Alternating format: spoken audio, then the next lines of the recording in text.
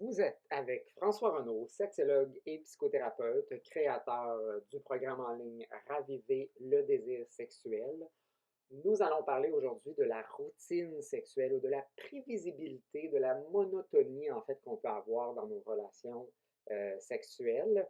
Donc, ce sujet a été demandé en fait par une auditrice, Andréane. Donc, merci de ton idée. On va justement l'aborder bientôt dans le podcast Raviver le désir.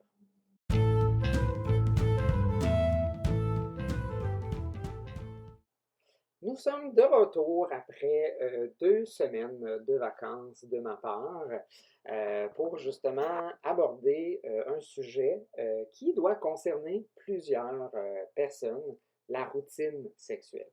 La routine sexuelle, c'est probablement une des raisons principales pourquoi en fait on perd ou on a moins de désir sexuel dans notre relation parce que la monotonie qui vient avec la routine, la redondance, la prévisibilité de nos relations sexuelles, c'est vraiment quelque chose qui tue finalement notre intérêt, notre motivation. Parce qu'à un moment donné, refaire et refaire et refaire la même chose, puis le faire plusieurs fois par semaine, par exemple, ou même plusieurs fois par mois, ou même par jour, selon vos tendances habituelles de fréquence, fait en sorte qu'on perd un peu intérêt. C'est comme regarder en fait finalement le même film encore et encore et encore. Mais si c'est toujours effectivement la même chose qu'on fait, on va un peu finalement finir par s'emmerder. Donc, comment est-ce qu'on sort de la routine? Parce que c'est ça la question en réalité, c'est difficile de sortir de cette routine-là parce qu'il faut avoir de la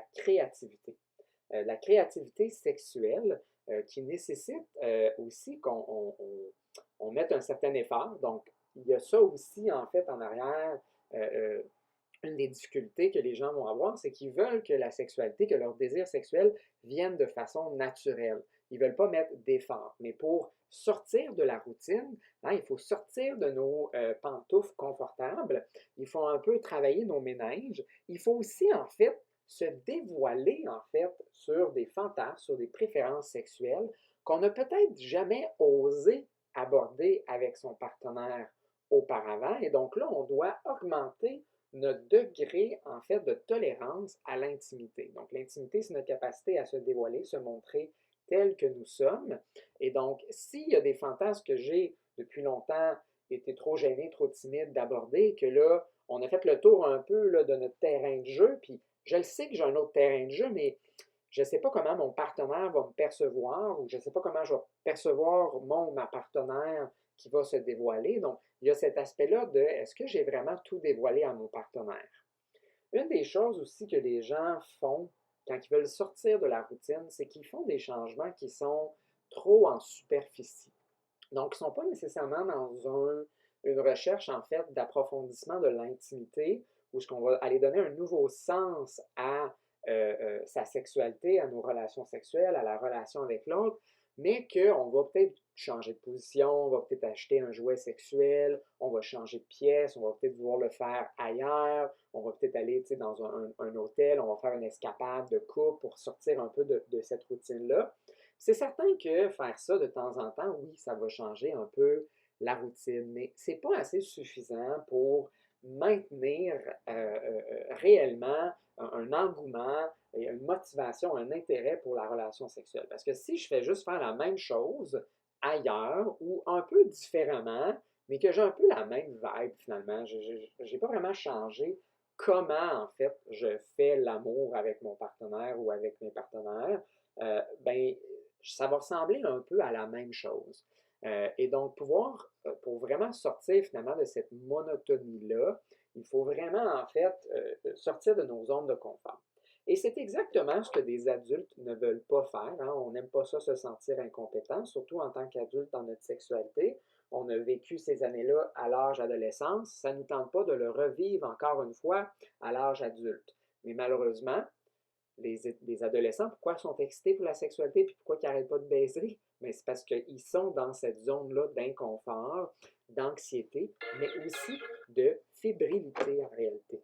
Cette fébrilité-là, ce sentiment-là de l'aventure fait en sorte que on peut vraiment prendre plaisir à notre relation sexuelle. Et donc, si on reste dans nos pantoufles confortables et qu'on ne tente pas réellement de sortir de notre terrain de jeu connu, bien, on va rester aussi à la même place et on va continuer à vivre les mêmes affaires. C'est ça qui va venir réanimer en fait une sexualité, c'est quand on a eu l'impression qu'on a comme surmonté quelque chose. Il y a comme une fierté finalement d'avoir accompli quelque chose de nouveau, d'avoir sorti de notre zone de confort, puis de l'avoir partagé en fait avec une autre personne.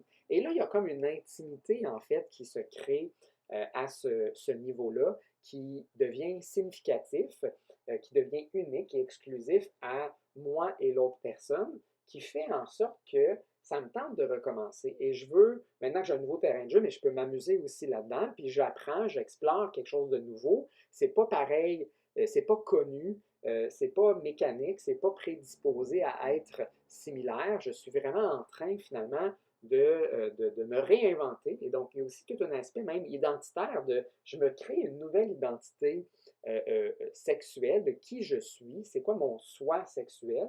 Et je suis aussi en train d'explorer un nouveau partenaire qui sort peut-être de sa zone ou qui me fait explorer quelque chose que je ne connaissais pas ou que j'étais peut-être un peu appréhensif ou appréhensive à faire, mais qu'avec eux, on découvre ensemble, ou je me fais faire découvrir, ou je fais découvrir à l'autre quelque chose de nouveau qui vient vraiment jouer finalement dans mon intérêt. Mais il faut avoir le guts, il va avoir une attitude qui va vraiment nous permettre de sortir finalement de notre routine, de nos pantoufles, parce que si vous ne mettez pas un certain effort, si vous continuez à faire les mêmes choses, bien, vous allez avoir le même résultat. Et changer les choses de façon superficielle, comme je l'expliquais tantôt, n'amènera pas nécessairement le changement que vous souhaitez avoir finalement dans votre couple, dans votre sexualité.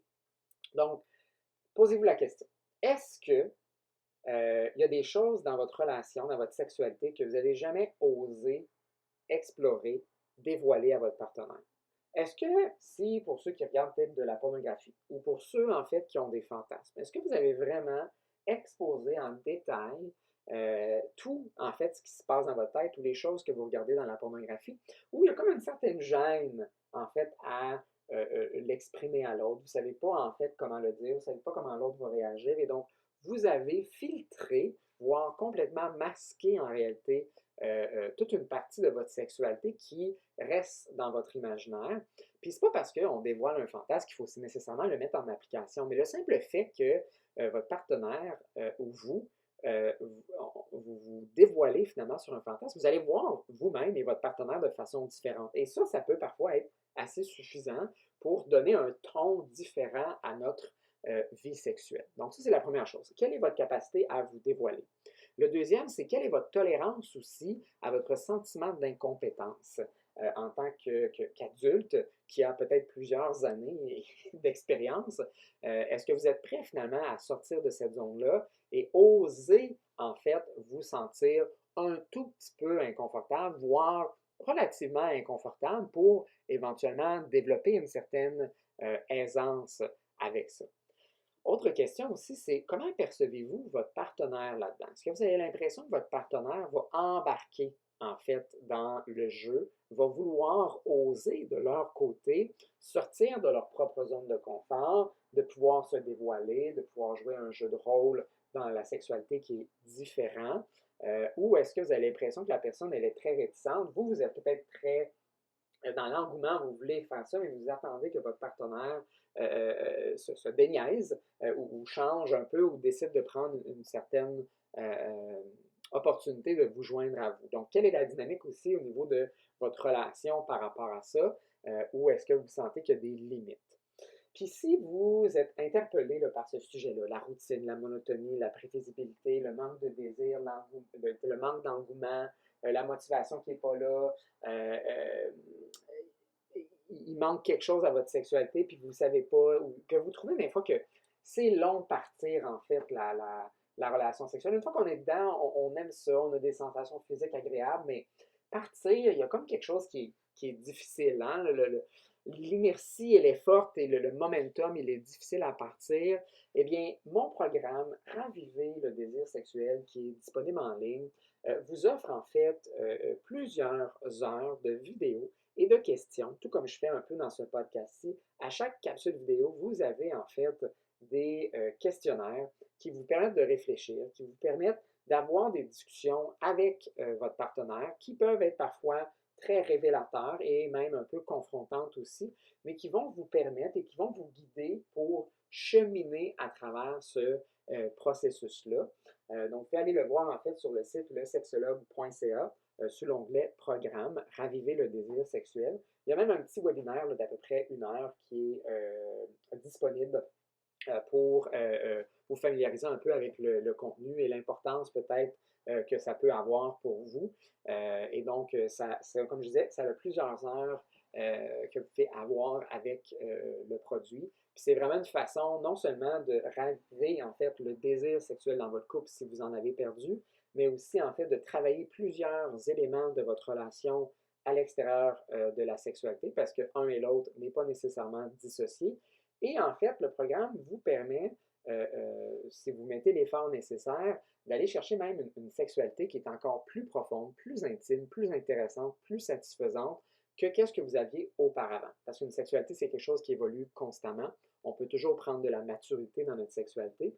Et on se retrouve souvent dans un ditch sexuel à un certain moment dans notre relation qui nous permet, ce ditch-là, malgré qu'il est désagréable, c'est aussi le tremplin qui nous permet d'aller plus loin dans notre sexualité. Donc, le but, en fait, de ce programme-là, c'est pas de vous ramener à votre sexualité dans le temps de la passion du début, qui est super intéressante, mais c'est en fait de vous, non seulement de vous sortir du ditch, mais de vous propulser, en fait, encore plus loin dans une sexualité qui est encore plus satisfaisante qu'elle l'était même au début de votre relation, parce que là, elle est beaucoup plus intime, il y a un sens très différent, on est beaucoup moins dans nos insécurités, nos appréhensions et nos anxiétés. Et donc, ça vous donne accès là, finalement à une sexualité, un guide là, finalement pour accéder à cette nouvelle sexualité-là que plusieurs personnes qui, j'imagine, écoutent ce podcast aimeraient donc bien avoir. Donc, vous avez écouté le podcast Raviver le désir avec François Renaud, sexologue et psychothérapeute, créateur du programme en ligne Raviver le désir sexuel.